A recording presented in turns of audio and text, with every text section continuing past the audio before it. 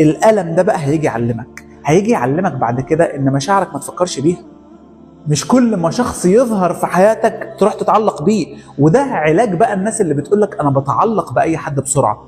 الألم ده مش هيخليك تتعلق بحد بسرعة. هو ألم شديد، ألم شديد قوي وصعب قوي، بس كل ما كان الألم شديد كل ما كان التعليم أقوى. كل ما كان الألم وقت طويل كل ما اتعلمت أكتر وأكتر وأكتر. فالألم رسول من ربنا، بيجي يعلمك، بيجي يأدبك، بيجي يهذبك. فصاحب الفترة دي الألم، لأن أنت طول ما أنت هترفض زي ما ناس كتير بتقعد ترفض، يرفض الألم، يرفض الضيق، يرفض الخنقة، يرفض إن هو اتساب، فإيه اللي يحصل له؟ فيتعب أكتر وأكتر وأكتر. فإحنا مش عايزين كده. رحب بالألم وصاحبه. لما أنت تصاحب الألم اللي جواك ده، الألم هياخد بعد كده مساره وهيخرج، لأنك أنت اتعلمت. الألم بيمشي